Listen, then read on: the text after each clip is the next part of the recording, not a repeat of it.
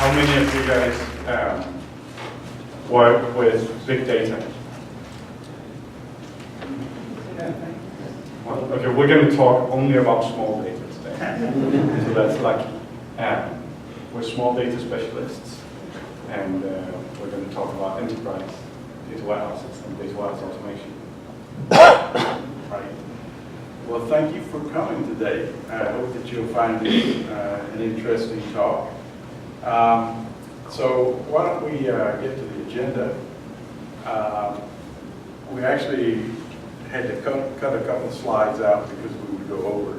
But anyway, we're going to talk about the common data warehouse complaints, whether it's enterprise or not. We'll talk about what is an enterprise data warehouse, and then why would you want to build one?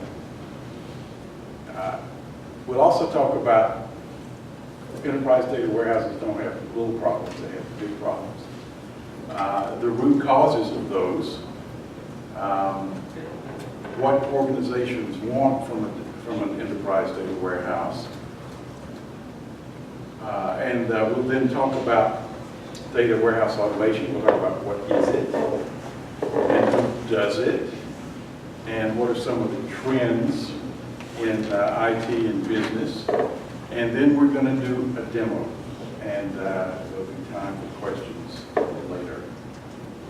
So just for curiosity's sake, how many people have been or are working on a data warehouse implementation of some kind? Yes, everything went smoothly, didn't it? Okay. Well, we're going to talk about that, and first of all, we're going to talk about some of the common complaints. It's there, I just can't get it. And the data's locked up in data mart silos. We have a client now who has that thing, and in the interviews, they talk about, I get this number, so-and-so gets that number, which one's right? Then performance. They need the information in seconds, not hours. And I have to wait until I'm back at the office to get my data. Can't access it any way else. Quality. They don't. The data's not trusted. It's particularly the case where you have a lot of departmental data marts that aren't integrated together. And same thing about the data isn't presented in the right context so that they can use it. So an answer's been developed. It's called an enterprise data warehouse.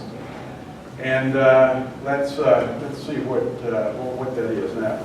Is this an enterprise data warehouse, do you think? Raw material. No, it's a bunch of data marts. How about this? A lot of people think it's a huge data warehouse. How about this? It's 20 terabytes. No. How about this? This is really an enterprise data warehouse where you have all of the major parts of the whole organization integrated together. So, this is the obligatory, what is the data warehouse? So it's a centralized data store. It has multiple business areas. And data crosses business boundaries because, business people don't want to just know about accounting. They want to know about stuff in other areas that affect accounting. People also need transaction level data. They need summary data, but eventually you have to understand the transaction level. And they want a single version of the truth. So this is orthodox. And it has to be scalable. So this is just an example of when you think about doing an enterprise data warehouse, how it's different from doing a data mart. Because you have to address the needs of many different business areas. And that means you need different structures to handle that than you do in the data mart. It has to be general enough to cover everything, yet be able to give answers quickly enough to satisfy the users. There are people, organizations, and organizational units in every data warehouse I've ever seen. And they play many different roles. Because at an insurance company we did, there was 37 different roles identified for a person. And there were about 40 for an organization. They're complex relationships, and everything is intertwined in an enterprise. It's not, everything affects everything else. And one of the things that the business wants to know is they want to know how a person or organization affects their business in any area, sometimes called a 360-degree view. Also, you need to come up with a common vocabulary and data definitions. And that's one of the big things that an enterprise data warehouse gives you, is you have common names for things, and your metrics and key performance indicators are always calculated the same way. It's not that John does it this way and Mary does it that way. And also it allows you to have a good data governance and master data management effort, because I really haven't ever seen those things be long-term successful without being coupled in with an enterprise data warehouse. It's a lot different from a data mart or a standalone system where they typically only handle one business process or a business sub-process like sales. It's very specific. People have very few roles, and they're simple relationships, star schemas. The vocabulary in these data marts and the data definitions and data structures are completely different. So when somebody says, what is, how are we doing based vis-a-vis our competitors, the usual answer is, huh? So why do you want to build a data warehouse?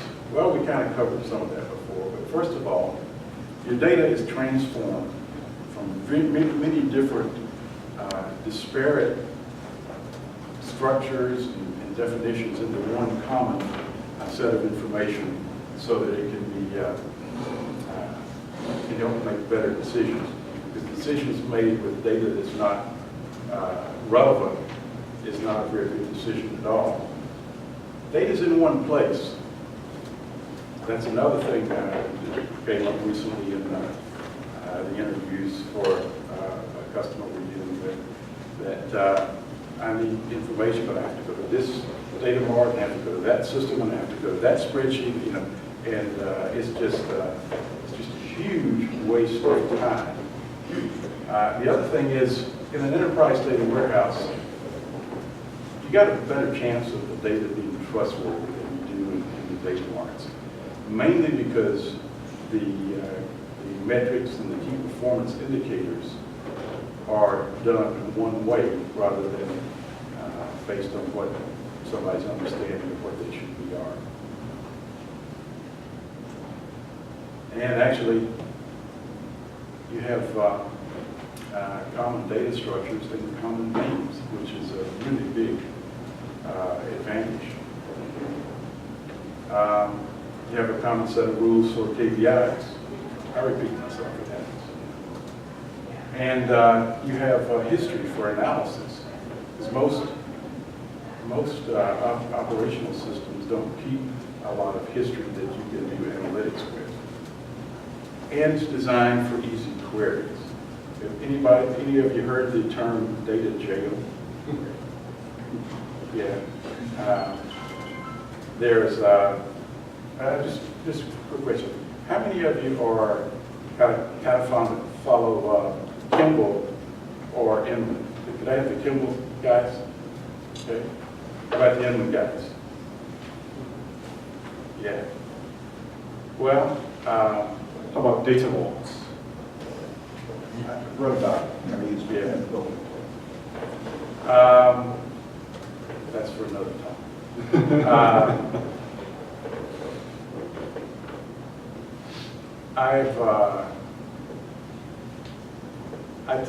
I tend mostly to do the Kimball-esque.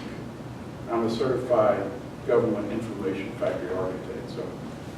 But I find dealing with about 400 to 500 tables a lot easier than dealing with 3,500 to 4,000 for an enterprise. And I used to make a nice living going in behind these third normal form data warehouses and replacing them. If you can't get the data out, it's not much good to you. Yes, sir. What do you think about the hybrid option? I've read quite a bit about. So a combination of Inman and Kimball. So you build a third normal form sort of data warehouse, and then you build data marts for each department that's based on that data warehouse. That is the Kimball model. But you got to do everything twice. Just to give you an example, one of the data warehouses, the third normal form data warehouses, I replaced a few years ago. The company took 2.5 years to get the first phase up and running. And one of their key reports took 3 days to run. We came in, they spent also put over $20 million. We came in, we had a team of 4 people. This was, and we did the Kimball-esque design. We, in 7 months, they were up and running. That report that took 3 hours ran in about 2 minutes. And the ETL, just in the original thing, the ETL was just unbelievable. I mean, 3,000 tables to do ETL for. I mean, even if you only have 2 or 3 columns, you still got to do everything you do for something that's got 50 columns. And that took 90% of the budget. I don't know if any of you bought the original Kimball, but he has come from here over to here. Now you can have something besides a flat table. He's reinvented words for things as data administrators and data modelers. We call associative tables, associative entities. He calls them either outriggers or bridge or something else. And and child tables, he calls mini dimensions and stuff like that. So I guess he had to invent words so that for his brand, but it confuses a lot of people. They think it's something new. We've been doing it for years and years. He does, I think, an outstanding job of explaining the concepts in his books. And a lot of the things that I have a presentation on enterprise database patterns for data warehouse. And I gave that first about 8 years ago. And people said, oh, no, that won't work because it's not in Kimball's book. Well, it's not, but if you go to his class, his advanced class, he'll tell you about things like this. And even now his books are getting into things like the party model. Instead of having a separate table for every role or person or organization to play, you have one table. Typically people call it party. It can be a person, organization unit, household, or group. It really, the thing about having these patterns like this is they can be reused whether you're doing a data mart or an enterprise data warehouse. You reduce the number of tables significantly by an order of magnitude typically, but you reduce the relationships by 3 or 4 orders of magnitude. And if you think about anybody Teradata users? Yeah. You have one of their models for banking or insurance or whatever. Well, the typical number of tables in those things is 3,500 tables. And can you get your head around that and all the relationships? It's just amazing. So I'm sorry, I kind of got off on a tangent, but I hope that answers your question. Thank you. Okay. If it's designed for easy queries, it can be highly responsive. And if you get good data, and you get the data, if you get good information, and you get that information in time, in the right context, then you can make better business decisions. And I kind of alluded to it earlier about the guy having to get something out of this system and this spreadsheet, and then put it all together. He estimated that 25 to 30% of his time was doing that rather than doing his job. And the other people in the group nodded their head like this. So I would venture to say that just by allowing people to do their jobs and not having to hire other people to do part of their jobs because they were doing this stuff, that a data warehouse implementation done right pays for itself just on that. You know anything else. Okay. So what if you don't have an enterprise data warehouse? Well, I think Bill kind of got to the essence of that. Because I used to be in high management before I saw the light and got out. And we would sit and make guesses, basically. We didn't know what the business was, but everybody had a gut feeling, if you know it. So, magnitude of the problem. Well, that's what some of the characteristics of an enterprise data warehouse. First of all, as I mentioned earlier, everything is pretty much interconnected. And so that means there are complex relationships that in the various source systems you have to work out, and you have to harmonize them and make them work every time, for every case, not just some cases. You can have people playing many roles. You can have organizations playing many roles. You can have the same person or thing in different systems with different names and different attributes. So you've got to figure all that out. And there's duplicate and overlapping data in the various systems. You have to figure out somehow to get in a single record with no duplication. And there are many relationships all over the place in these source systems. If any of you work with any of the ERP systems like Dynamics AX or any of those things,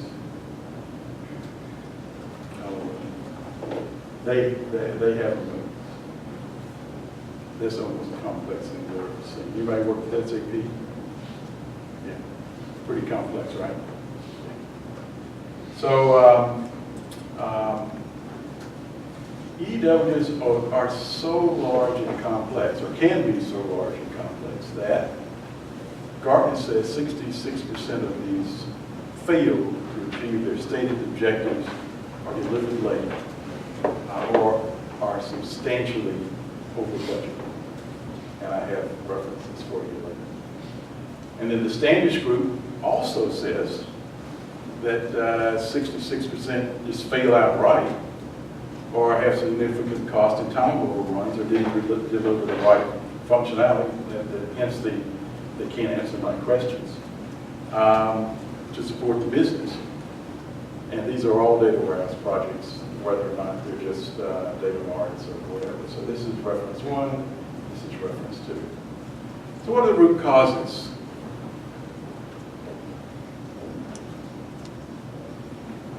Well, a company that I used to be affiliated with was hired to do some studies for major European companies to find out why they failed. And here are some of the top 10 reasons they failed. failed. First was the lack of strong executive sponsorship. And I think if you don't have that your odds of succeeding are very small. Think anybody have that same experience? Yeah. The other thing is a data mart mindset. In other words, people have done systems, but they haven't done enterprise level projects before. And it takes a different way of thinking to do that successfully. There, of course, architecture is really important. And what do you think about documentation? Yeah. I think it's vital, but it's very difficult to sell to both developers and management. That is exactly right. To give you an example, and there's ways to do this. I have another presentation on that. But if somebody comes in new, let's say to a big data warehouse, and they're using Informatica, a data stage, or something like that, and there's no documentation, how long does it take for them to become effective? 6 months. That's if they're pretty good. So you've lost the productivity, and maybe somebody tried to get in too soon and messed something else up. So the documentation is really important, but it's more than on the back of a napkin and less than a volume like the Encyclopedia Britannica. Okay. The other thing is that a lot of these teams didn't start implementing until they got a complete set of requirements for the whole thing. And by that time, it was a couple of years down the road, and management just canceled it.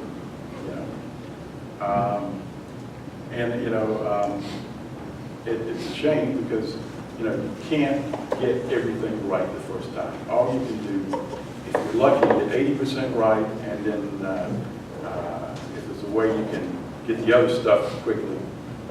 Usually it is, you take 2 years and you say, here's your data warehouse, and it says, that's really not what we want. The other thing is the teams that had tried to build these EDWs had never built one before that was successful. Sort of like if you have to have heart surgery, would you rather go to somebody who's read about it or somebody who's done a couple of hundred successful ones?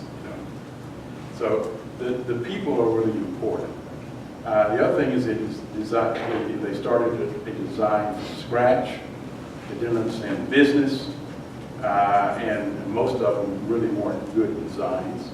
And you can, if you don't have a good design, you can do some things to kind of put some patches on it for a while. But if you just have a bad design, eventually it's going to fall over. And the other thing is the designs were overly complex, just really complex. And the reason is I think mostly systems thinking rather than enterprise thinking. And they would usually take multiple iterations before they got all the data for a system. When I say system, for a source system, rather than understanding the source system from the start. So these are just a bunch of them. So what do organizations want from a data warehouse? Anybody got any suggestions? They just want to do it all. They want everything. Yeah. I mean, And when do they want it? Oh, yesterday. Yes, absolutely, absolutely. So they don't want to have any risk either. And like you said, they want it yesterday. They want everything integrated into a single homogeneous data store. And they wanted to answer any questions that anybody might have across the whole business and even about external organizations. And they want high quality data, and they want to have very low total cost of ownership. Okay. The quality data You know, it helps keeps executives out of jail. This came up when Sarbanes-Oxley was first to law. Some executives at a couple of banks where I was doing some consulting were pretty nervous. And they want a 360-degree view of any person or organization that affects their company.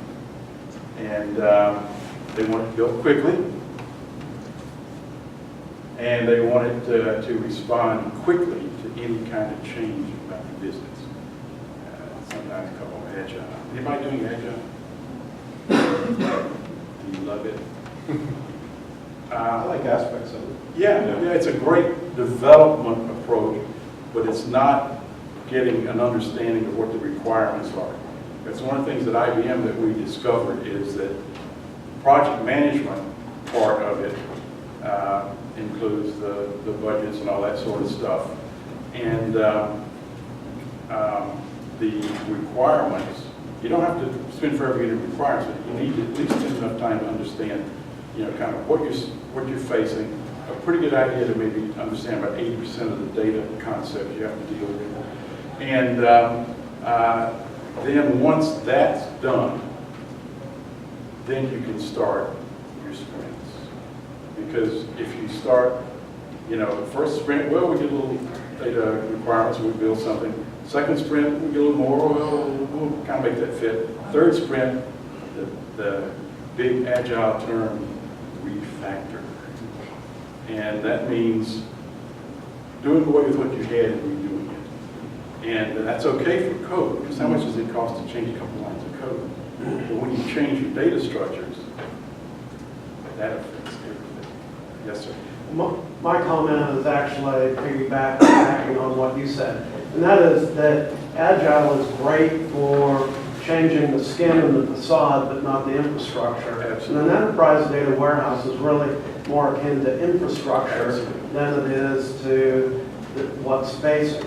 But really, the only thing that the executives see are the dashboards, or the end user sees that web page flashing up, and they don't really understand, and shouldn't really have to understand what goes on underneath it. But infrastructure takes a different mindset to build, and actually that's probably what your presentation is all about anyway. Got a large part of it.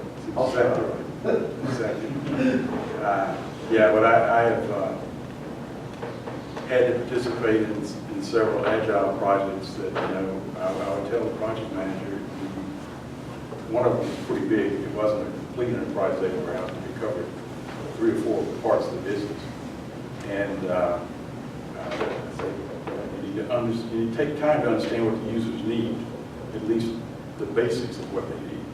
And no, it says we do it this way, so, and it of course, fell apart. So, where was I? Oh, yeah. Skateboard. Any of you have ever been a part of or know somebody's been a part of something where they built first, a couple of data marks went fine, and then when they started, as they expanded, the performance kept getting slower and slower and slower. That's one of the things that design really counts for. If it's not designed well, it's not scalable, and you can't get quick response times. So, you ever heard this? You can have it fast, cheap, or good, but you can't have all 3. So pick any 2. Okay. Well, if you get it fast and cheap, your quality suffers. If you get it good and fast, it's probably going to be more expensive. If it's cheap and good, it takes a lot longer to deliver it. So, some people have tried some alternatives to get all 3. Some of they hire deep database designers and developers that have a track record of success with enterprise data warehouses. The trouble is, it's kind of hard to tell and verify the level of success and that they were doing something other than the data mart. It's sort of like some people's resumes, if you know what I mean. It takes time to find the right people, and especially if you want them to understand your industry. They're pre-built logical data models. Most of them are in third normal form. And somebody's got to convert them into a physical database design. Anybody ever had that experience? It ain't easy. And also, it's even worse if different groups are given that model and told to do various parts of it, because they come up with different physical designs. And then there's, you can buy a pre-built physical database design for your industry. Well, the EDW physical database designs at the physical level, anybody know of it for a whole enterprise data warehouse? They're few and far between. Now, there's a lot of these point solutions for data marts, for a sales data mart, something like that.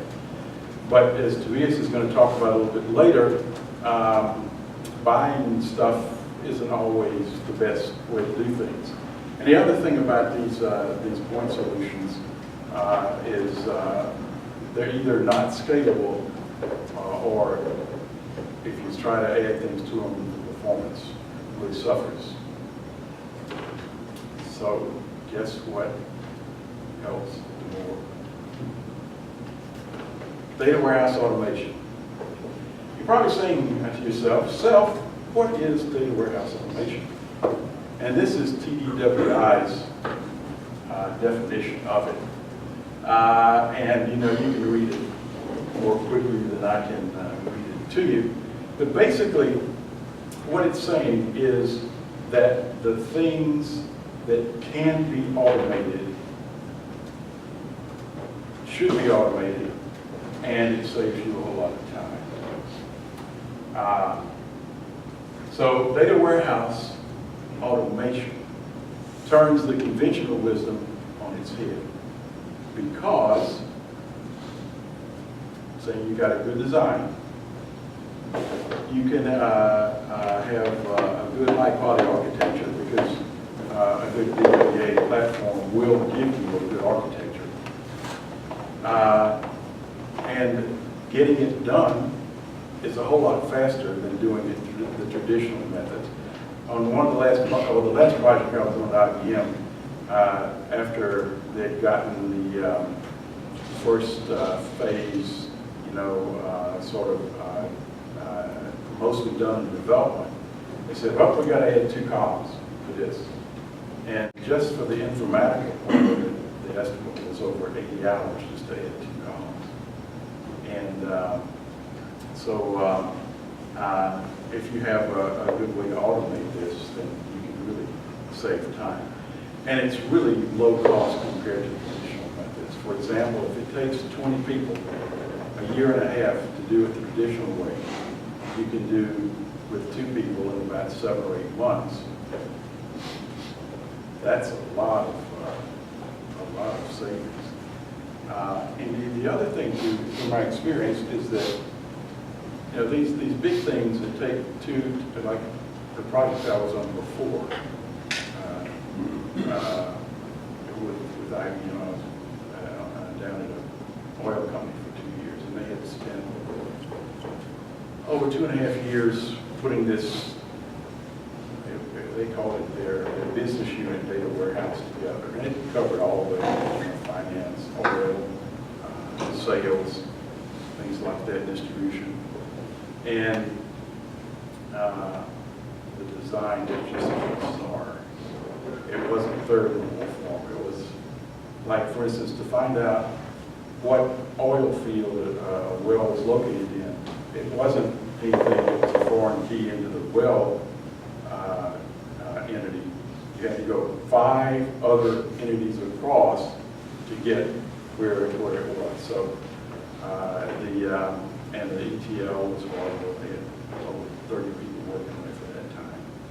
And they finally got it up, and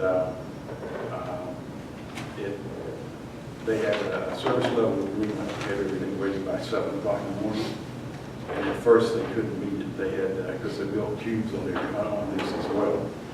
And it was, people were not happy with it. And so our project was to take maybe a third, because they just weren't willing to have to go jump through the hoops to get what they wanted, because the standard reports and the standard cubes didn't give them what they wanted. So, with about 4 or 5 people, we used the Kimball-esque approach, and we were able to finish that in about 8 or 9 months. There was a lot of political back and forth, and we had equipment that had to be installed in the field to work, and that was delayed. But for instance, to get a list of all of the oil wells, and there were over 200,000, by the way. That took about 4.5 to 5 minutes to run on the other system. It took about a second to run on the other thing.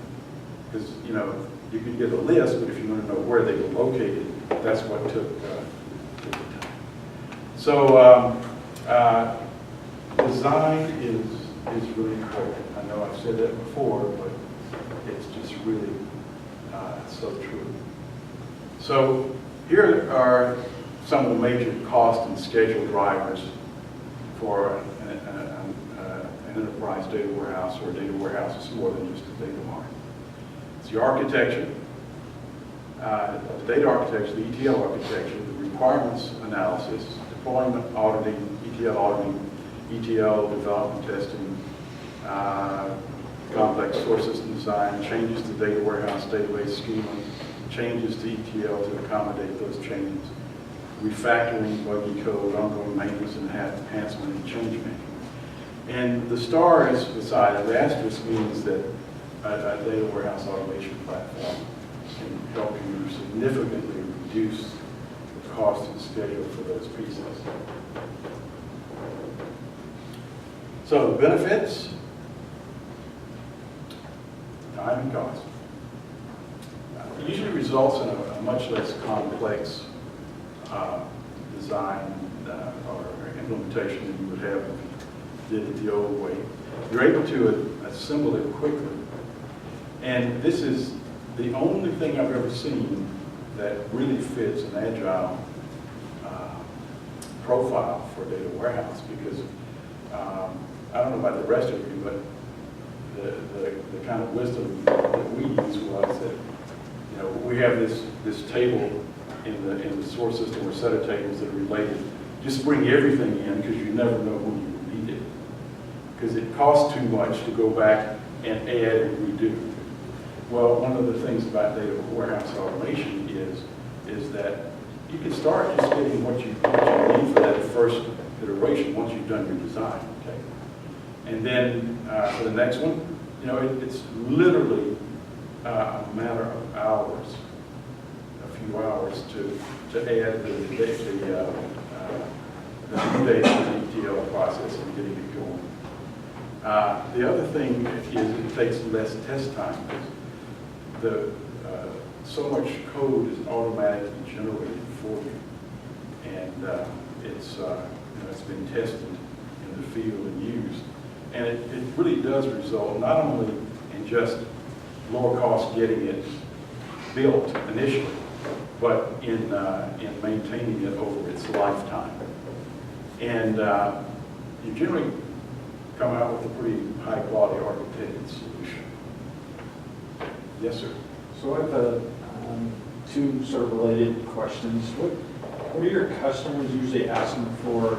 I know you get a wide range of things, but what do you see most commonly as far as frequency of updates? Like, do they want an hourly, daily, weekly, monthly? And then also, what's your implementation approach to handling the updates as far as finding the delta between the difference between what's in your data warehouse and what's out there? I work for a health insurance company, and we have the problem of we need to pull in 10 years, we need to look at 10 years worth of claims quickly on multiple hundreds of thousands of people and see what's different in that claims database versus our data warehouse.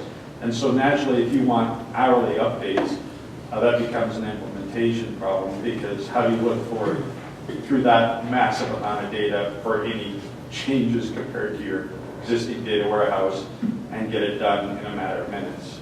So yeah, 2 questions. How often do you usually are you asked to update things? And then how do you look for the differences and actually update? What's your architecture? Well, the first thing, as far as the update, most places are okay with overnight. There are some things that that they ask for more frequently, an intraday update. But that's generally just a small part of things. For example, they did a healthcare data warehouse in Buffalo. And one of the things they wanted to have the data warehouse do was to have self-service for their clients, for their policyholders, where they could go in, they could say, okay, how much out of pocket do I have left? How much do I have left for dental or whatever, And so they wanted that updated every hour. But that was the only thing, and it was handleable if you organize it right. But how do you do what you're talking about? I just don't know. Go ahead. What we see is like anywhere from 30 seconds but that's for portions of the warehouse up to 90 is typical. But for your specific question, we do not have any CDC engine that we would deploy out. So what you would have to do is take, I don't know which platform you're on, but if it was Microsoft, you would have to implement change data capture from Microsoft to identify where the updates are coming from, and then we'd utilize that. Yeah, the way we handle it right now is we update monthly, and it takes a long time. There were several systems in one place that we dealt with that did not have a create data model. So what we had to do is we had to keep everything we brought in yesterday, and then bring in everything for today and do a compare. With things, When you're dealing with big data, it's obviously not a quick process that you just outlined. So, yeah. Oh, sorry, don't have any answer. No magic button on that. Okay. Not for that one, we've got plenty of other ones. Yeah, there's another question. Somebody had a question? I think you did. All righty. So I'm going to ask Tobias to come up here and talk about evaluating. So I couldn't be quiet anymore, so I know. you gave up. I did. But he's going to talk about evaluating the data warehouse automation software and some business trends. Aha. All right. So one thing that's relatively important when you look at, if you get intrigued by the concept of data warehouse automation, you want to go out and look at the vendors that are out there. And there is one fundamental difference between 2 types of solutions out there that I would encourage you to be aware of and consider thoroughly which one fits better to your solution. TDWI identifies the leading software manufacturers as BI, Ready, Kaleido, Tinyx, and Westgate. And there's about half of those tools, it's pretty easy to say 2 of them, are open tools that deploy to existing database technology. So SQL Server, Teradata, Oracle, and so on use the ETL engines and generate the SQL code or generate the SSIS packages or the ETL, whatever it might be, and deploy it to the server so you can see it, you can modify the objects, you can, if you're getting unanticipated data, you can go in and modify it. And you have a lot of control in those open tools. And the proprietary tools, do a lot of powerful work, but you define the input and you see the output, and you've got no impact on the black box that sits between. And this is also something that TDWI recommends you to be aware of when you're evaluating data warehouse automation tools. Time extender and Wescape use the open model, and we already in Kalio use the proprietary model. One of the things that we see a lot, and it's probably different from industry, well, it's definitely different from industry to industry, but in most of the fields that we work in, there are two trends that have a big impact on how we do data warehouses and how changes happen in IT. One of them is the availability of cloud-based solutions. And one of the interesting things and lovely things about cloud is that without ever talking to IT, a manager can go out, evaluate a piece of software, acquire it, and have them come in and start the implementation. And some of them will take a week, some of them will take a month. But you can actually do implementations of IT projects, at least in some organizations, without hardly involving IT at all. And then you come back after that's done and you're like, hey guys, I bought a new system. It's up and running, we're using it. Would you guys make sure it's in the data warehouse so that we can do analysis on it? Have fun creating your one version of the truth. So that's one of the big things, and that puts a lot of pressure on us from the data side to be able to respond very quickly to changes. And because we can't say, well, we're not going to support this distributed cloud system, you can just write your own APIs. We have to support it. It's critical, and we have to do it faster. It's not like the olden days when it took, we always had data islands in the businesses. But previously, if they went out and purchased a new system to do time registration or whatever it was like 6 months down the line, they had created a little data island. But that data island was in the server room, it was on database in there, and IT was involved all along the way. And you could respond in a way that was similar. We can't do that anymore. We've got to respond a lot faster to be able to keep up with the changes. Another thing is, I'm not keeping up with this. Another thing that flows into this is how major systems do release cycles. We've got, if you go back 10, 15 years, if you talk to somebody about an ERP implementation, for example, and we'd be planning out 3 years of implementation, and then we've done a pretty good job. We implemented most of what they wanted in 3 years, and it cost a bunch of money, but that was okay because the lifetime was 10 years of that application. And the data warehouse had kind of the same, we knew that we could follow along for 3 years, and then for 10 years, there wouldn't be a lot of major changes. Now, how often do the big ones do releases, are starting to do releases? 12-month releases? You're starting to see that on some of the major systems. And that puts a tremendous amount of pressure on us as data people to be able to respond to those changes. Because we can't lean back and do things the same way that we always did when everything else is changing so rapidly now. And again, that's different from industry to industry, but in a lot of them, this is what we're seeing. And in the ones that are not seeing that yet, I think you might start getting ready for it and thinking about how you want to handle it when it starts coming.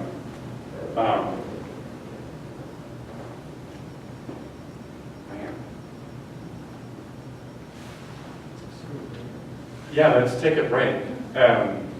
Just to make sure that you come back, I'll tell you what I'm going to do after the break.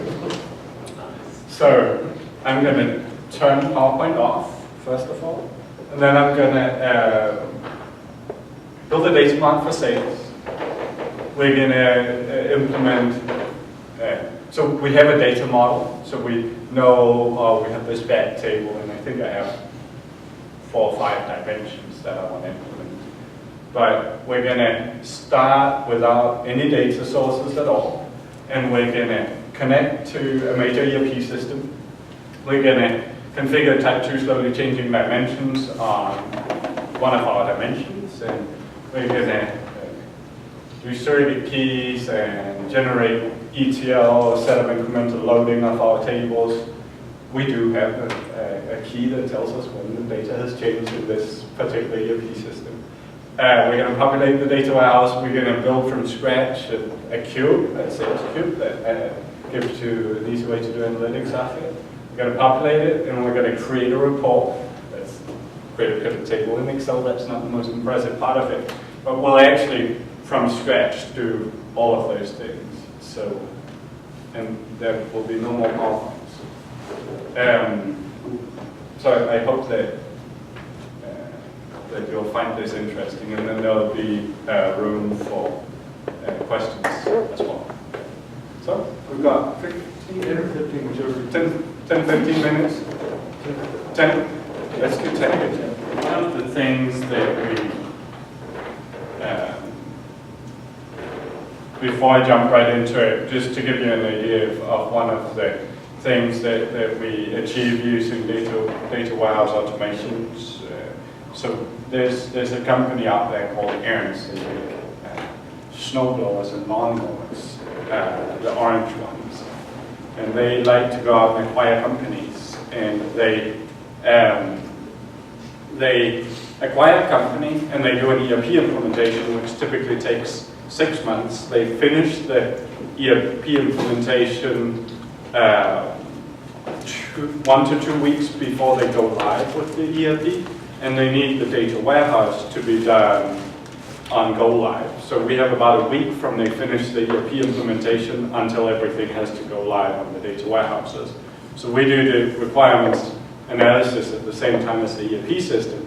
And then we are about 2 or 3 weeks behind them because they have to develop the ERP system, and then we get in on top of that and build out the data warehouse as soon as they're done.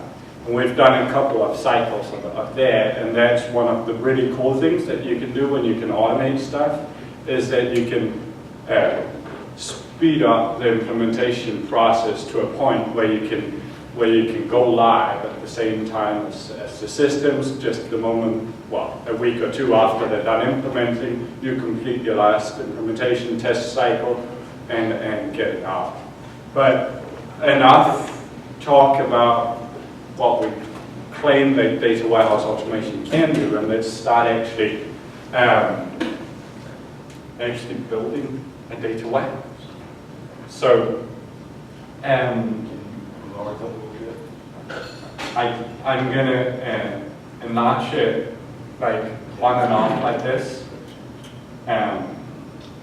So in this structure here, I'll just explain this. So this is the model that I want to build out. So what I've done in our tool, and this is the data warehouse automation software, is I've just defined a simple little start.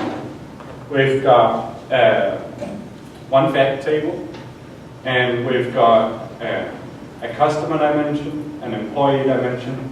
These two are views on top of the party dimension. So they just have basically, if it's a customer, then that goes into that view, and if it's an employee, it goes into the other view.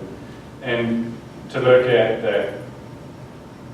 the party dimension, it's just based on the analysis we've done. We've said these are the attributes you want to see on this one, and essentially the customer has a business segment, the employee has an employee number, and then they both have a name, and the customer has a customer number. And then there's slowly changing dimension properties. Well, there's the ID of the party, then there's the surrogate key for the dimension. Then we've got, is it the current version of this SCD? Is it, and what's the end date and the start date for the currency of this record. So that's the party dimension we want to build out. Then we've got a product dimension. I may leave the product dimension behind it first because I don't think that it shows a whole lot extra in addition to the party dimension, but if we want to build it out, we can always do that, but it's just an item group and a product ID, basically. We've got an event type that tells us what type of event it is. It's an invoice, an order, and so on. I'm just going to build out invoices just because we don't want to do too much repetition. And then a date dimension. And our transactions, which are really simple. We've got a quantity and an extended sales price, and the rest are just surrogate keys, and then we have some relationships. So that's basically it for what we're starting out with. Other than that, we've got no data sources defined or anything else. So based on this model, I would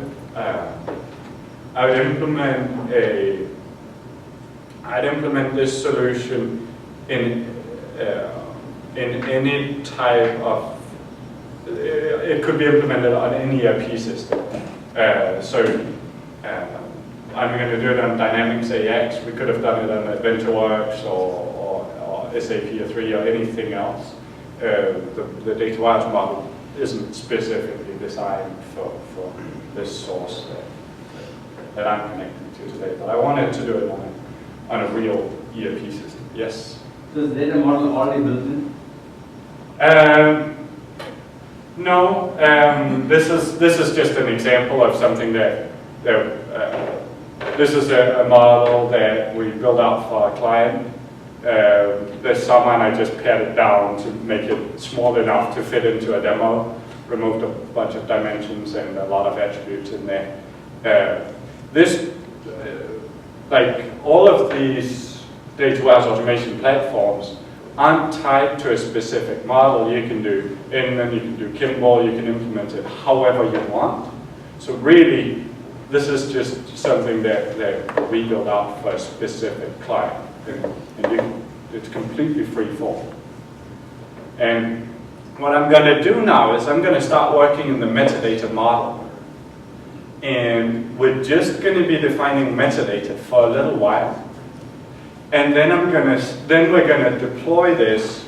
And what happens when we deploy is that we generate a bunch of SQL code, a bunch of integration services packages. This data warehouse automation platform, the TX solution that we're demoing today, only deploys to Microsoft SQL Server. If you look at something like Warescape, they deploy to Teradata and Oracle as well, and there's a couple of different ways. But for us, the data warehouse will always be SQL based, but that's depends on the demo. So the first thing I want to do is I want to build out the ETL for my party dimension.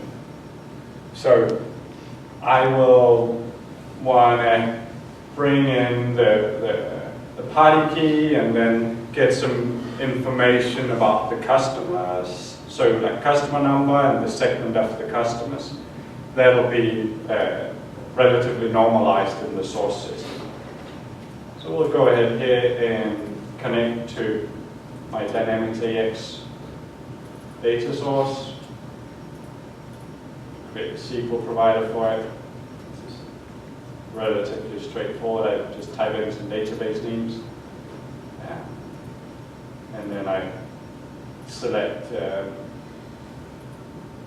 which data companies I want to extract data from, and then I'm reading objects. So what we're doing now is connecting to the source, extracting all the metadata, tables, views, fields, all of the relationships and all of that, and put it into a central repository so that we have that to work with while we generate the metadata for the model. And this usually takes just a moment more than I have words for, but not long enough that I start talking about something else. So I'm going to be awkwardly quiet. that model. Just a point, the Dynamics AX database has something like 5,700 tables, I think. Yeah. And it's got super type, subtype for party and employee and customer and stuff. So it's a real example of what you might run into. So Yeah. it has all the things we should do. And because I was going to be here today, I memorized those 5,700 tables and their fields. So I should be able to go through this today.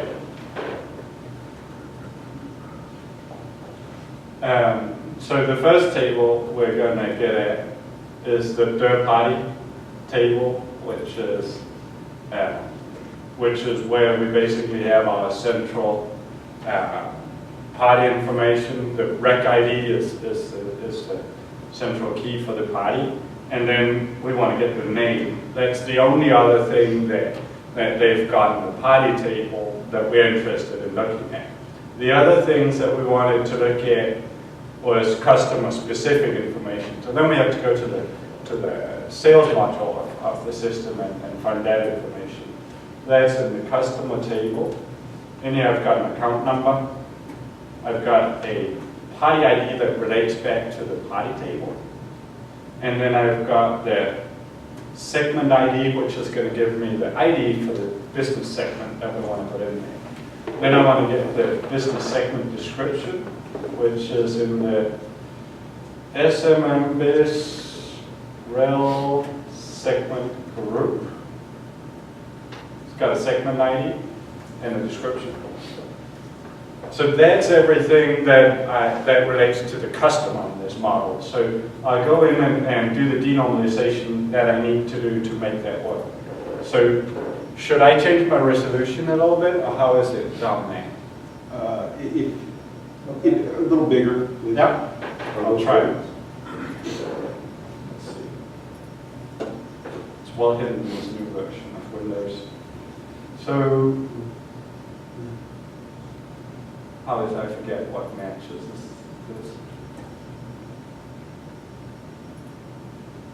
Let's try a little more. Like that.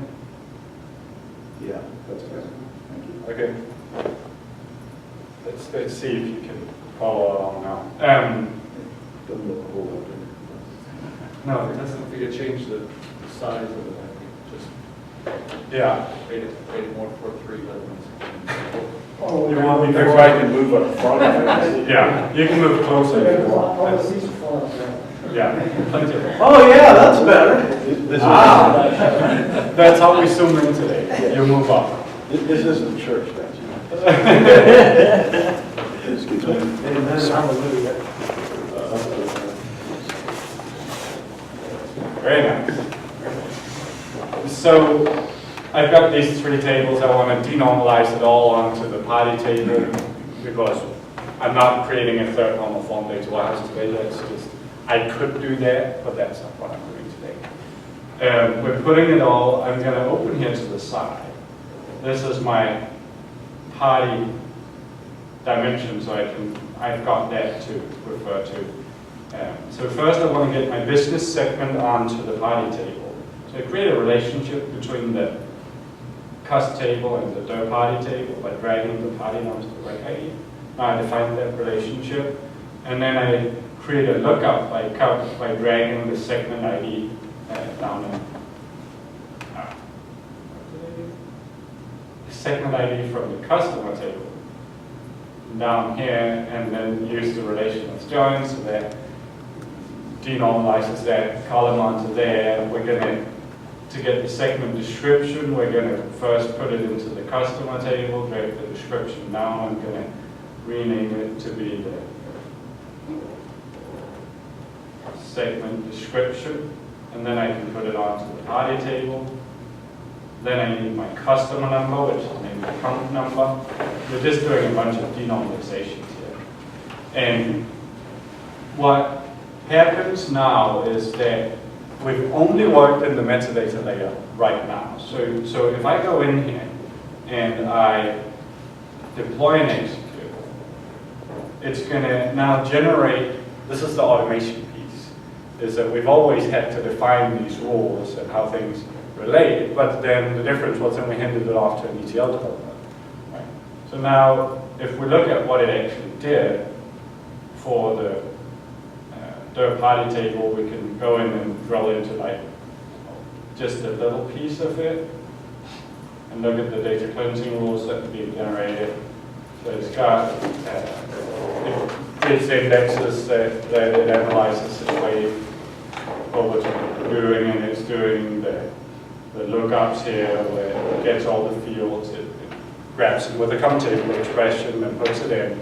And this is, the interesting piece about this is that this is generally the fastest way to perform this action, in general. If it has to be applied to 5,000 different customers out there, this is, in general, the best way to do it. You can see exactly how it's done, and you can determine, well, based on how we do it, we want to do it differently in our setup. You can go in and flip some switches and say, well, I want it to be a top lookup instead of a max. And I want to change the join type and a couple of other things just by flicking some checkboxes here and there. But you could also go in and say, this is all completely rubbish because this one lookup is so special. Only I can do this just right. And you can go in and take control over one little piece and throw out the automated code and replace it with your own handwritten beautiful piece. But the point is that while you can do that, probably in each individual case, slightly more efficient than we can automate it, for 95% of the work that you do, it's not worth the time. You're much better off automating it than just having a tool generate it. The cool thing is that if there's a bug in something like this, there's 2,500 implementations out there who's like, hey wait, you guys, this isn't completely right. You're not the only one validating the code that comes out of it. There's tens and tens of thousands of people who use data generated by this tool every single day. And that is another huge advantage to automating it compared to relying on the ETL developer getting it right the same way every time, every place he does this, because they do that thousands of times, this particular little thing, thousands of times in every ETL application they write. So I get excited about this. I love talking about this stuff, guys. So, when did I get lost?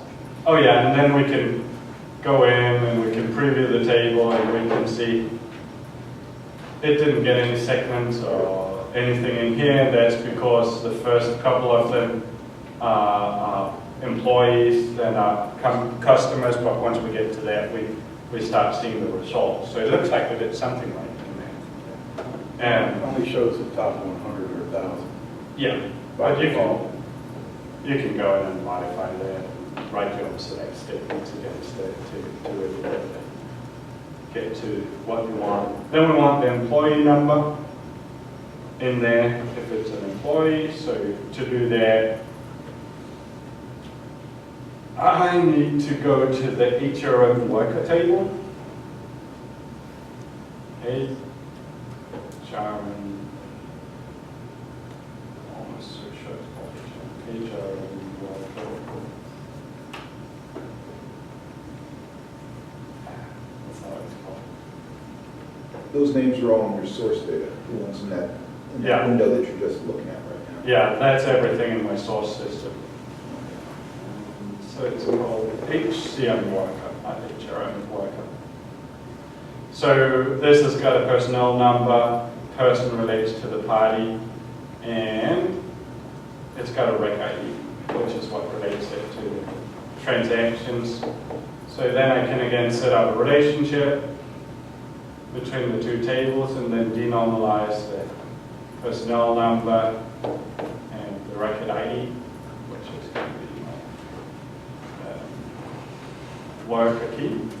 So essentially, what I've done now, if I start mapping it over to my data warehouse table, and I do that by dragging it over. So I'm going to map my segment ID, my segment description, my customer number, my party name, my employee number,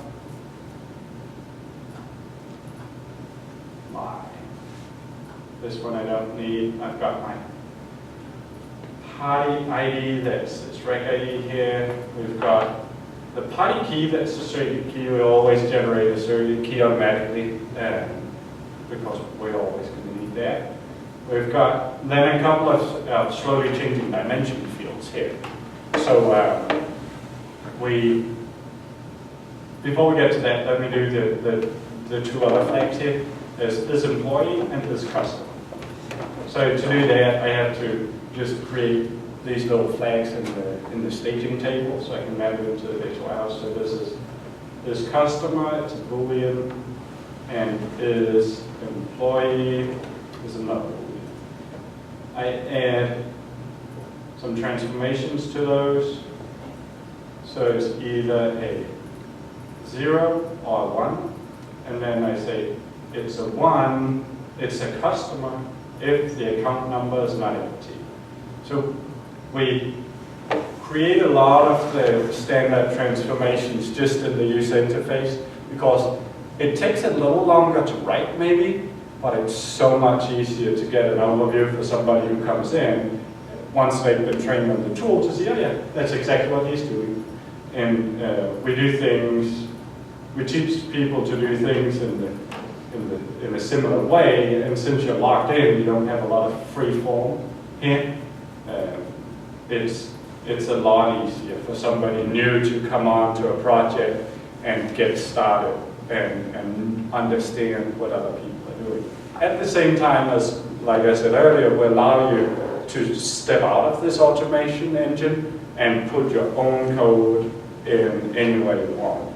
And that's another key piece in evaluating data warehouse automation software is that you got to make sure that your options of stepping back out of the tool are strong enough for what you need with the complexity of your solution. So I'll map this customer to this customer and this employee to this employee.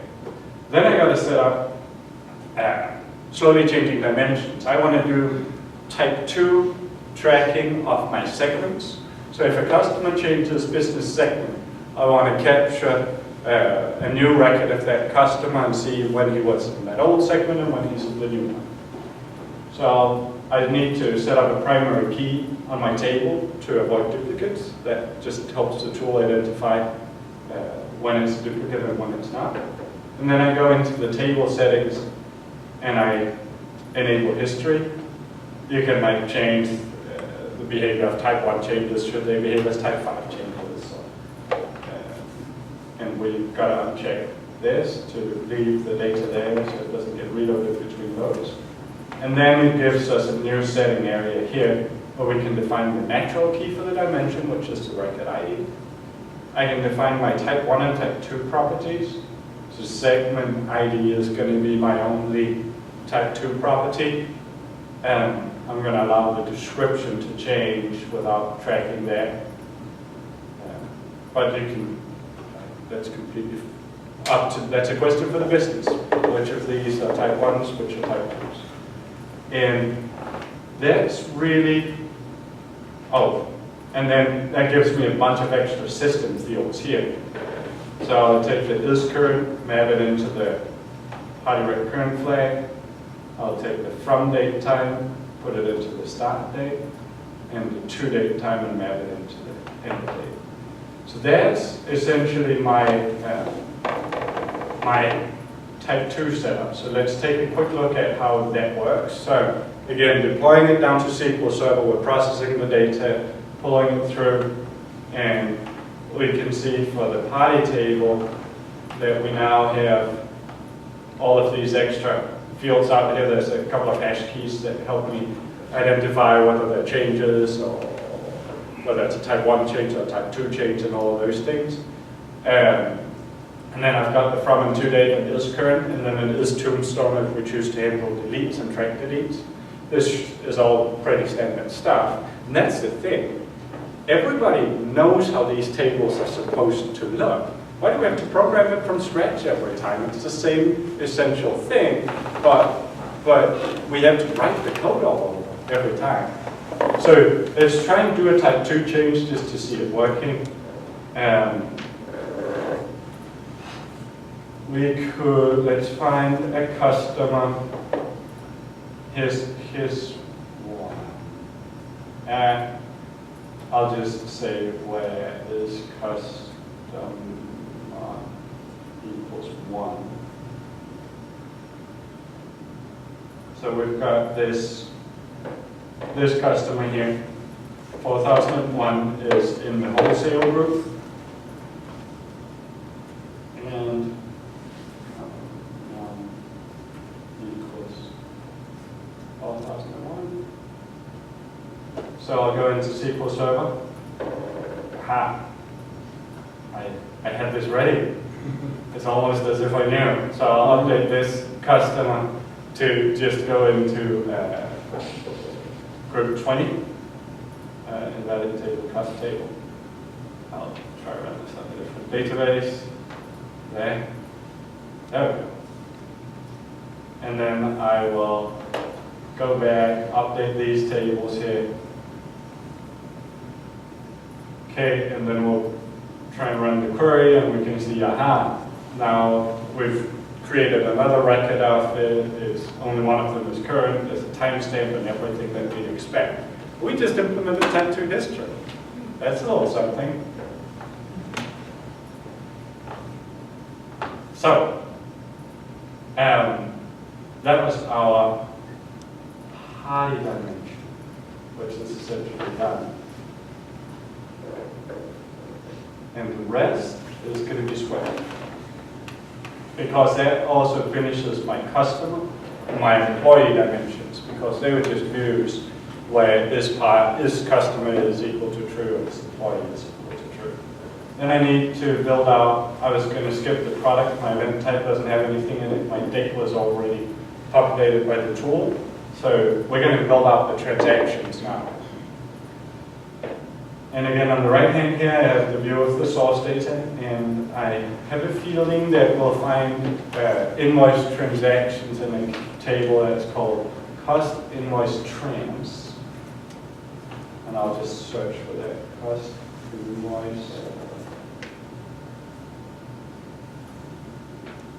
invoice trends. And we can, let's have a look at what we're going to need. We're going to need an accountable employee key. Cost invoice trends are the invoice lines. They don't have an accountable employee. We need to go to the invoice header for that. So we get the relationship to the invoice header, which is invoice ID, invoice date, sales ID, and I have a feeling number sequence group is going to be part of that relationship. And then I go up to the header, which is the cost invoice journal. And again, we're getting the relationship first, so that's invoice date, invoice ID, sales ID, and number sequence group. And then I can get my worker sales taker, which is the responsible employee, and pull that in. So that's going to give me enough to do my circuit key, look up for the accountable employee key. We need a customer key too. Again, that's from the sales header. Got my order account there. Event type key, that's just that it's an invoice, so I know that from the context of the table I'm working from. The extended price is out of the line table, so that's going to be the line amount MST. The product key is the item ID, even though we haven't really done that. Pull it. And we've got a quantity field, and the invoice date, which is the transaction date, we already got out of there. So now we've got those two tables, and we can do the denormalization, map it to the data warehouse, and we're going to be pretty close. So we set up the relationship between the tables. Data area ID is company, invoice date to invoice date, invoice ID to invoice ID, sales ID to sales ID. This source doesn't have relationships in the source defined, so we can't just read them automatically. Otherwise, like AdventureWorks, you could do that. and number sequence group to number sequence group. That's the relationship between the two, and then we can copy the worker sales ticket and the order account down. Based on those two, we can define our circuit key lookups. So we go back to our third-party table. The circuit key is the DWIE field here. That's our circuit key. So I copy that down twice. The first one is going to be my employee key. We're going to define a relationship which goes something like worker key to worker sales taker. Now we have to look at our circuit key, our slowly changing settings, and say that the from date time has to be less or equal than the invoice date, and the to date time has to be greater or equal than the invoice date. We could choose many setups. We could just say where is current is equal to true, or where we look at different dates. Again, it's completely open. It's a framework to define these things for them. That's my employee key. This is my HF1. That's up in my bicycles on the internet, you can see. And then there's the customer key. And there goes, the relationship is different. It's account number to order account. And then again, the same SCD setup. So from date time is less or equal to the invoice date, and to date time is greater or equal to the invoice date. So that, I think, is everything that we needed. So it's mapped to the data warehouse table. So the accountable employee key is the employee key, and the customer key is the customer key. The event type, I didn't create an event type. It's probably some kind of an integer, and let's look at what we define. We said something like sales invoices are the type 13. Just create a fixed transformation here and say this is always 13 when it comes from this table. You can map that to my data warehouse. That's the event type key. Extended price is the line amount. Product key we didn't actually map out the quantity. And the transaction date, I didn't do the transaction date. That comes out in a date time format. I like to make my dates an integer which goes 4-digit year, 2-digit month, 2-digit date. For some reason I never really truly understood. We've got trans date key, which is an integer. I always do this, so I've got a snippet that I've saved that just converts this. So I have a repository of little snippets that I can use and that you can share with your colleagues or however you want to work with it. So I put that here, the translate key. And now there's only one thing left, and that's, well, there's two things left. I promise I'll build a cube too. But first, the data types that I designed when I designed my model don't necessarily fit what I found in this source system entirely. So I want to make sure that these actually map up. So I have to go in and I synchronize data types. So this, I'm just going to uncheck everything, and then I'm going to start looking at them. So it says my business segment, I can shorten that to 20 characters. I don't want to do that because I may have another source system where they've got longer segments. So it's the opposite problem I'm looking for, where something won't fit in. So this is the same, it's longer, and these IDs won't necessarily fit.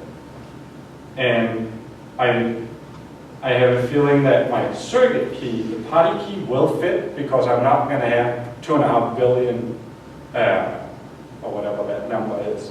But I happen to know that in the source system they use very large integers, so this one would cause me a problem. And that is, and then it's telling me that my party current flag, I have defined as a character field. I want to change that to a big int. That makes sense. And it looks like int big int to big int, small int int. And then I've got an extended price that won't fit because it's got too few decimals. Those are the only changes I want to make. So it still requires us to think a little bit about these things because we don't want the tool to automatically go in and update our data warehouse. We need to be in control. It's just, there's a lot of it that we can automate, and that's the piece we want to automate. So if I go in and I say deploy and execute modified objects, it's going to take everything that was modified since my last deployment, and it's going to rerun those. And hopefully, when we look at it now, we're going to have keys and everything in the transaction fact here. We've got, let's see here. We've got customer keys, that's good. The product keys we didn't try and map. We don't have accountable employees. That might be because that's just only done in some business units. So we'd put a -1 and all that stuff in. But let's skip over that. Trust me, that's easy.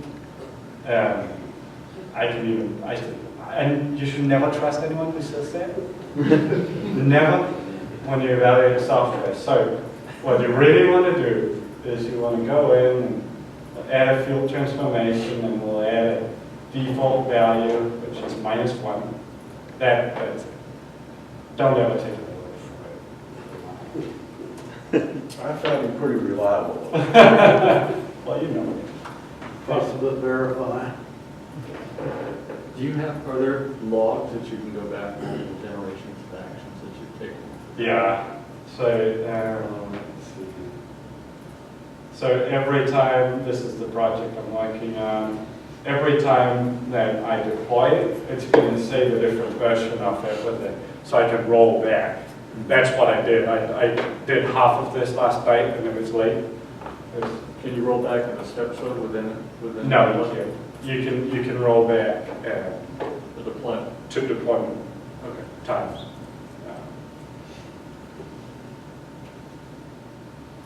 Or to saves. And if you're really working on this, you'll take work items. So I'll say, I'm working on the party table, and the party table, check those out and put in comments and all that. I'm not going to bore you with all of that, but then it's going to show who's in the project, which elements do they have logged, and oh, now he released that object, I'm going to grab that, what changes did he make, and really follow that trail of who did what, when, and why, which is Fundamental. okay. Yeah, so I think I need to speed up. Too far into it. So let me build a queue, and let's look at the results in a report in 5 minutes, and then we will take some questions.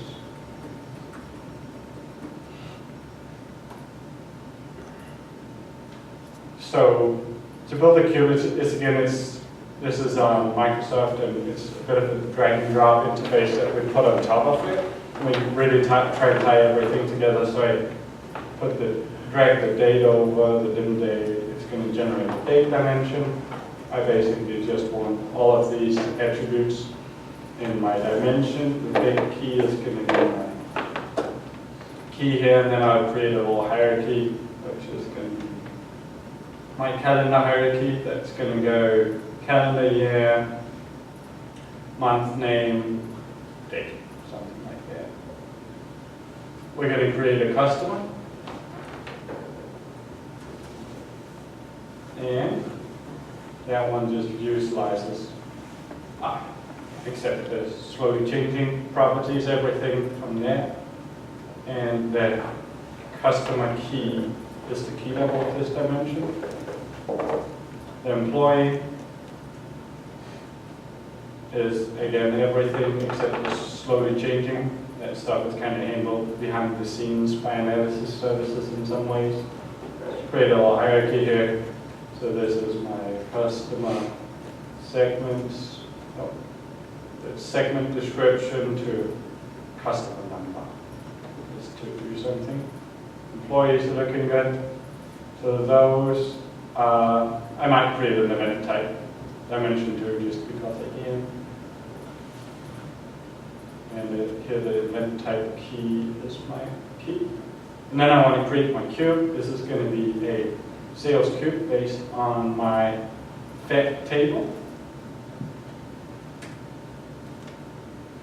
And I'm going to add my dimensions here. It's going to auto-relate my dimensions based on the relationships in the data warehouse. So that's nice to fit. And then I want to just drag in my two meshes as my quantity, put a little number formatting in. And then there's my extended price. And again, a little number formatting. This is my price.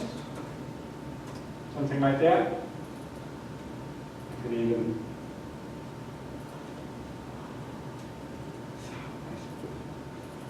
okay, that's my cube. So now it takes a little while to just reboot it. It takes a little moment to start analysis services up again from its slumber, but then it's going to deploy the cube and the dimensions and everything, and we can. That's an easy way to validate that what we did actually produced dimensions that relate to the VATs and all of this, these important little pieces. So in between, I wrote a couple of things down that I had to remember to say that I tend to forget.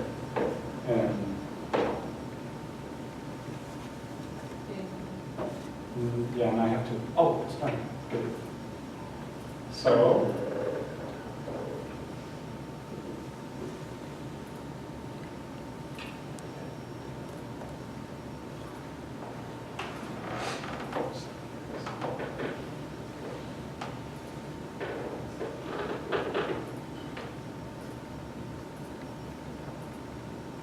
let's see. We've got price and quantity, and now comes the fun part. This related to my dimensions. Yes. Expand the hierarchies. We've got a calendar. My calendar is unknown. So I did something when I did my key conversion. And I've got employee numbers, employee names. So most of it mapped out. And the one thing I wanted to show you guys was, so now IT or finance come back to me and they're like, we've got IT audit next week. Can you provide me with the full comprehensive documentation of the data warehouse and all the effort that you've put into it? And we say, yes, absolutely. We go into the documentation and we generate the PDF document that's going to document the entire data lineage of everything, all of the transformations and everything that's being done, so we can go to a cube and we can look at how is the extended price, where does that come from in the data warehouse, where does that come from in the source, what's being performed, all of that. That's really helpful. That's that thing with keeping people out of trouble with Sarbanes-Oxley and all of that. And this does not make your company comply with Sarbanes-Oxley, I'm not going to pretend that, but this is the critical piece about your data warehouse documentation that is going to be sufficient. And we know that it is sufficient because we've, what do they call it? The soft, they shape after your body mattress company. They use this for the Sarbanes-Oxley compliance. Tempur-Pedic. Yeah, Tempur-Pedic, those guys.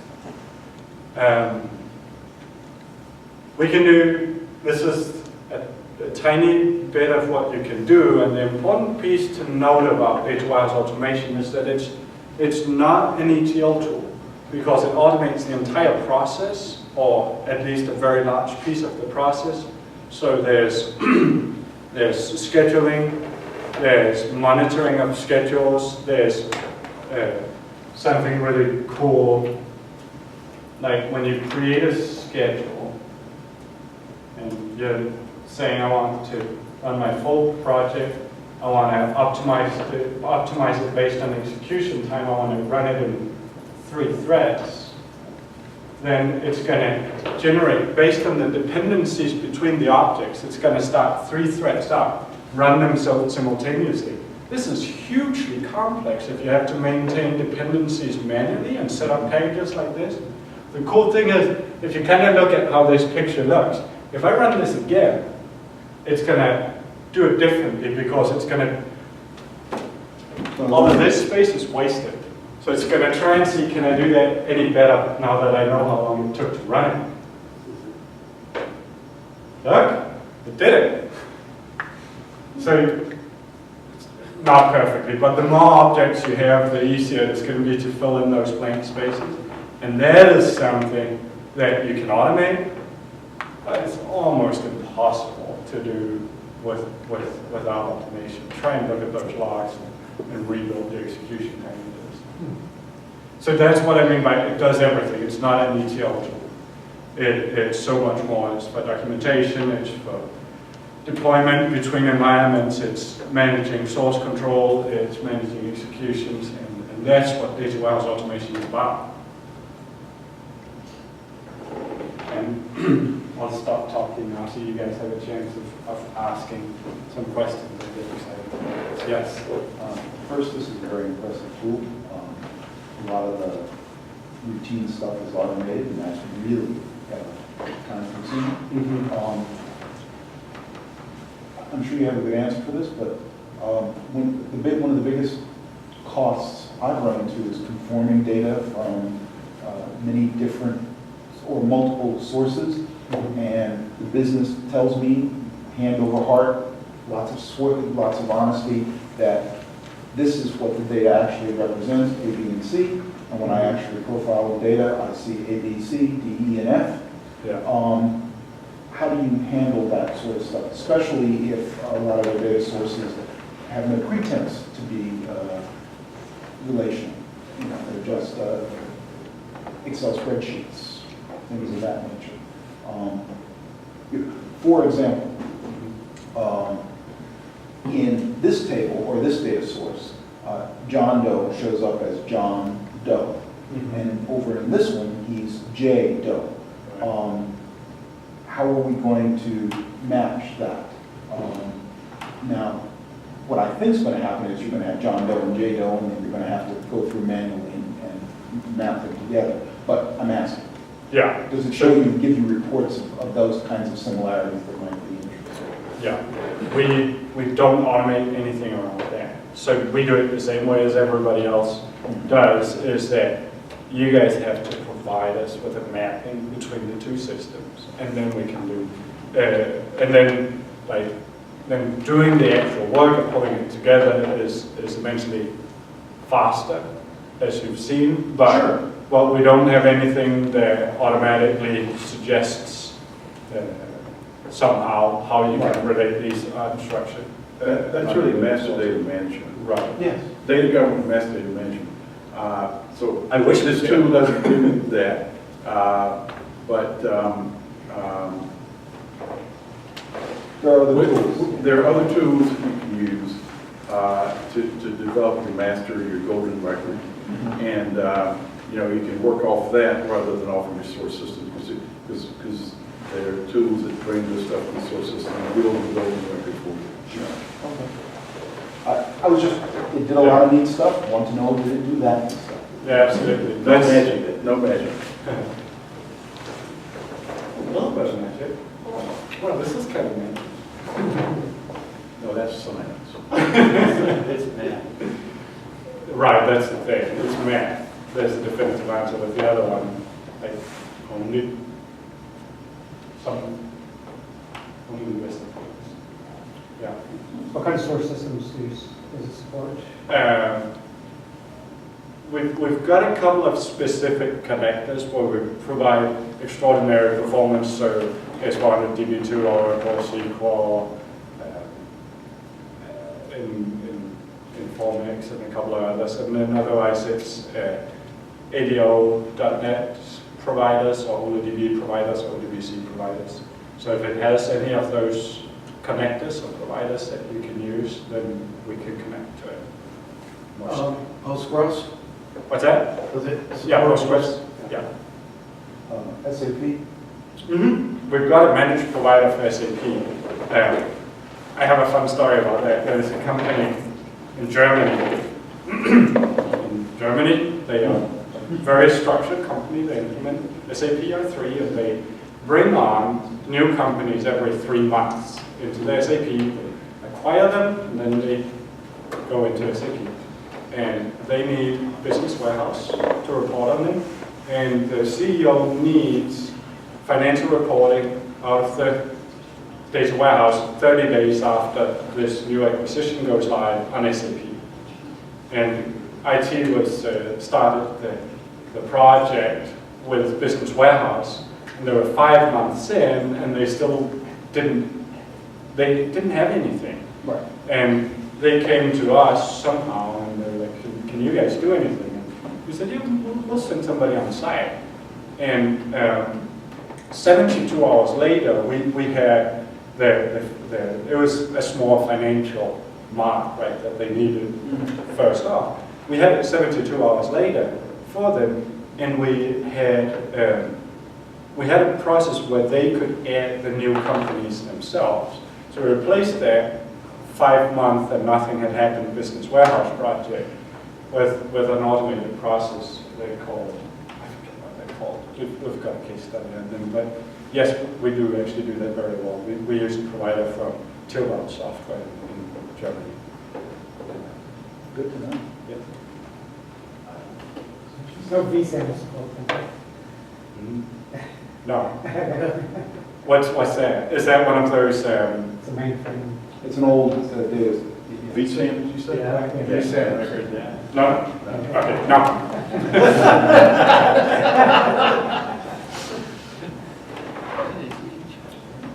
I know I can go program. So what? I have a question for you guys. What would your main concerns be by doing something like this?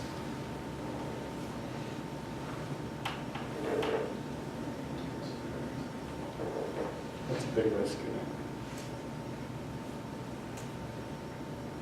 Getting it through release management because it rewrites its code itself, tunes itself. So how would, let's say, if you have an insurance company and they need to be able to prove that their processes never change or they're always the same, and how do you get that not through the development process, but through the release management process? Yeah. Does it do the same thing the same way all the time? Right. You can disable this kind of funky stuff that changes itself, and then you have an actual managed process of saying, okay, this is the approved code base that we have, we're going to deploy that to production, and it is not going to change in production until we do the next deployment from QA or all of this stuff. And we want it all to do this fun stuff where it looks at optimizing the Where the power is. right. You can kind of cook it to make it limp a little bit. That's what it can.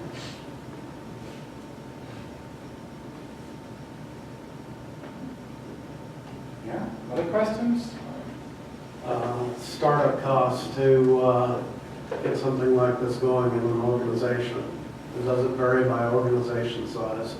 Varies by organization size, it varies by which tool you go with and what kind of infrastructure you have to put up. In general, a good general rule to go by is if you look at an iterative approach and you look at a first iteration, of course it's going to be fairly flat, but you look at the first iteration and you take the cost that it would have been the traditional way, where you build everything, hand-coded everything.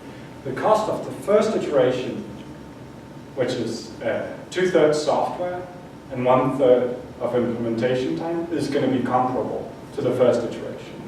But then every iteration after that is going to be 20 to 30% of the implementation cost. That's a general rule of thumb, but it depends on a lot of different parameters, of course. So are you bringing data from cloud in this presentation? What's that? Where is the data coming from? Is it in the I just have a database. You just on put this- it in here. on this Can machine. it come from the cloud and still use the same thing? Absolutely. With kind of the architecture is that you have a staging database on the box. You have a data warehouse on the box. But then that comes from the ERP systems. It'll connect to Salesforce in the cloud, to Harvest in the cloud, to Expensify in the cloud, all of your cloud-based solutions, or any of these own data. If you want like a really fast way to get rubbish data into your system, you can do that really, really easily. So, yeah, it definitely does. So, and some of it is going to be, okay, we have to write a connector to an API, like you would have to write a connector to an API if that's what you need. And then you just go in, that's a good question. And, like you would have to go in and say, okay, like, of course we don't have a data source for like any particular API out there. We have some specific ones, but you would create just a table in here, and instead of connecting it to a data source, you would customize the code and then generate your own SSIS package, and then you would go back into one of the standard ETL tools, and this just brings up Visual Studio, and you can code to the API the same way as you would always have done. This is the 5% that you can't really automate, and it's just about providing a really good way of integrating the 95% that you can automate to the 5% that is just you can't automate writing APIs. But it's still deployed with SSIS, right? The 95% that the primary generated was Yeah. SSIS. Deploying SSIS and SSIS. store procedures and all of that, yeah. So, from a consumption perspective, none of the data goes through this tool. The tool just generates the TSQL, store procedures, tables, SSIS. So, from a user perspective, it's just a SQL data warehouse, and SAS or MicroStrategy or Power BI or whatever it is will consume the data without having any idea about any data warehouse automation software there. Generally. Thank you. Okay.